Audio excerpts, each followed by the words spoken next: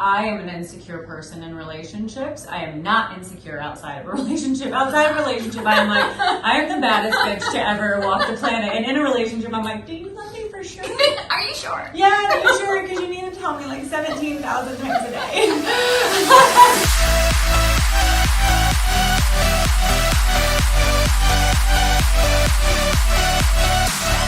Hi guys, I'm Silvia Saige and welcome back to another episode of Sexy, Funny, Raw.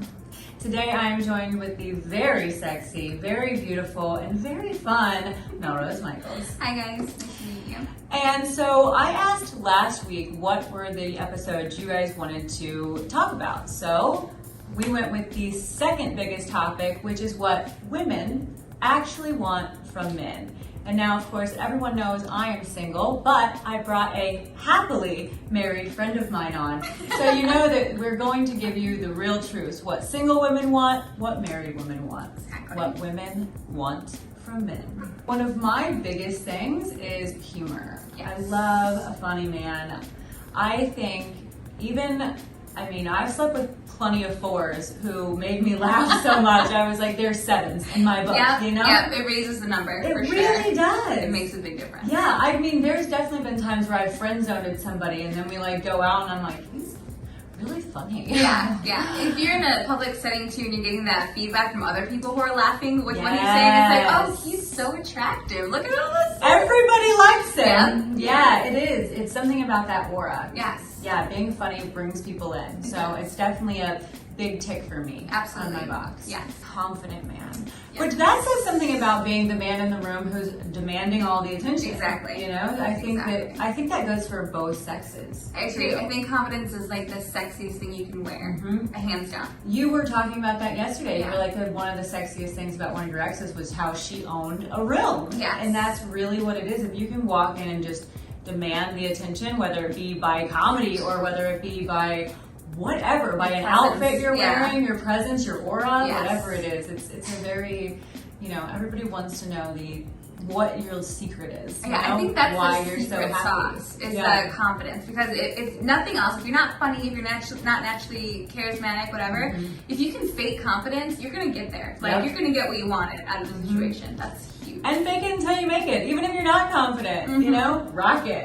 Same works for porn. Just fake it. Just pretend you finished. Every time.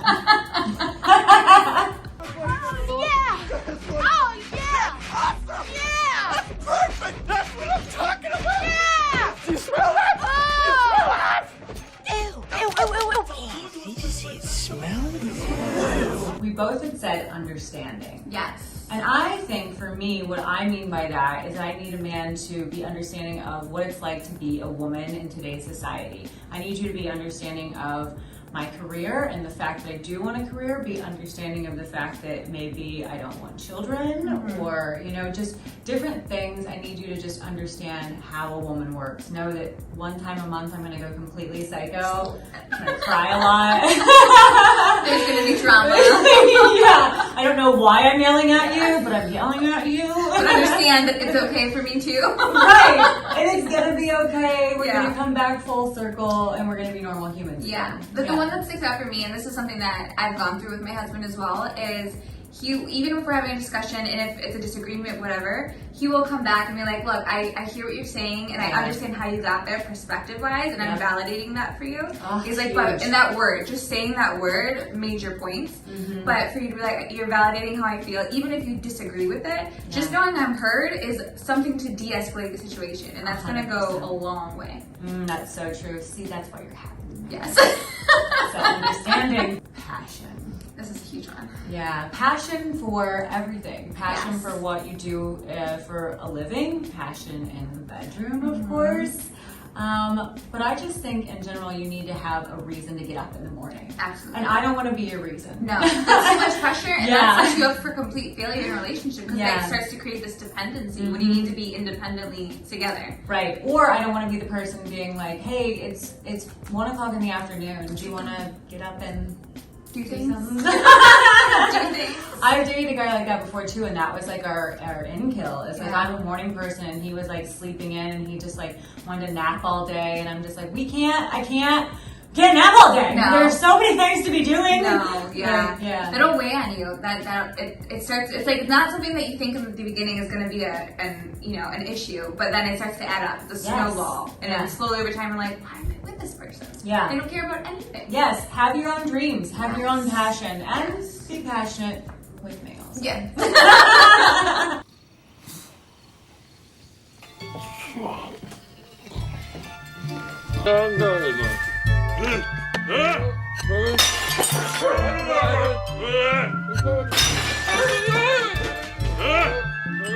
Stability.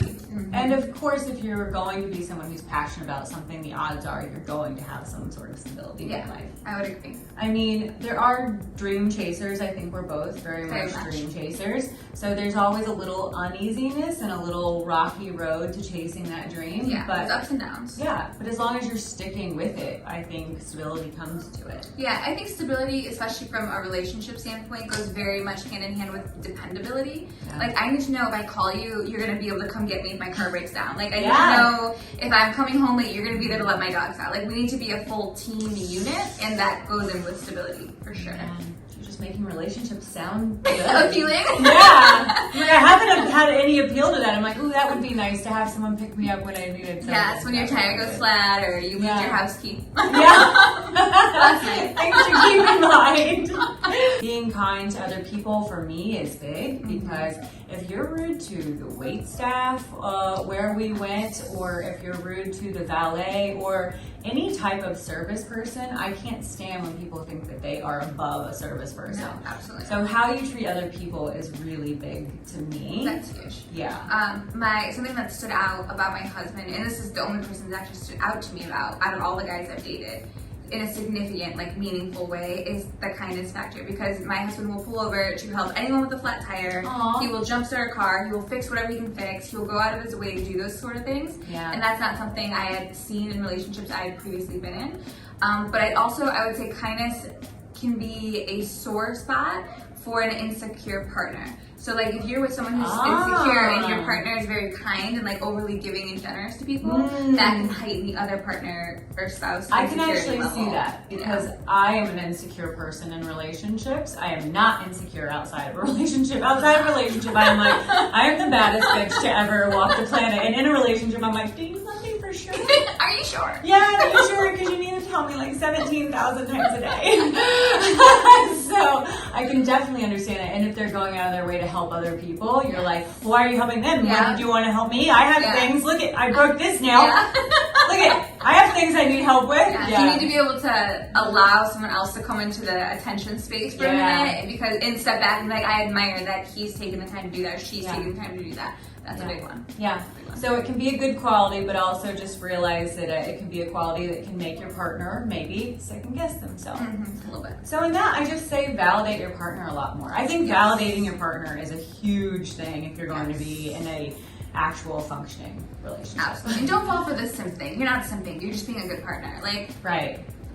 Speaking of being supportive.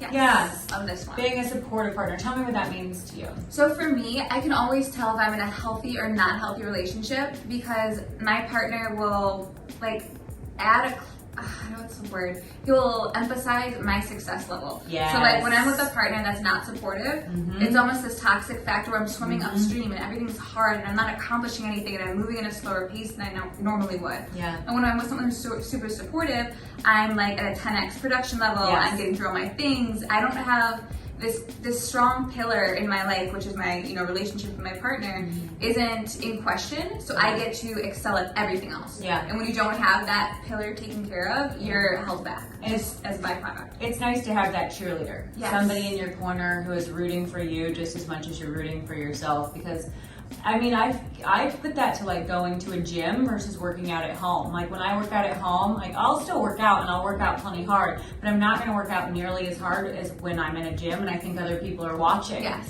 Because I feel I'm going to impress them. Yeah. So I'm going to go 10 times harder. So if you think that there's somebody there watching you and rooting for you, then you're more apt to work even harder. So Absolutely. That's huge. Yeah, that's a big one.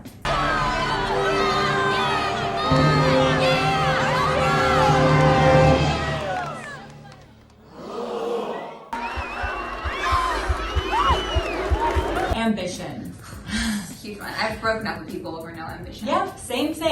Yeah, I think we kind of touched on it before, but definitely have like the drive Yes. and have something in your life that you are going for. Now we can work towards things as a couple as well, but I need you to have your own shit. Yeah, something we do, me and my husband do a lot is we'll sit down like every 6 months or so, we'll talk goals. And I feel like a lot of couples don't talk No, they goals, don't. and that's important. Like Yeah. I'm a goal setter, Your I goals. write my shit down. So like we'll talk short-term goals are, now to 3 months, and then medium-term goals are 3 months to 9 months, and then long-term goals are 9 months to 2 years or something Love like that. that. And we'll break them down, our independent goals, and then we'll have our couple goals, like things we want to achieve together. And then by the end of the year, or every 6 months, we'll check in and, circle And back. help each other get to those Yes. points if you're not quite where you need to be. Exactly. Yeah, that's nice. It's a little bit of accountability, but it's also, it helps you to continue to stay ambitious and stay motivated for those things you're working towards. And Yeah. it's nice to have that. Yep.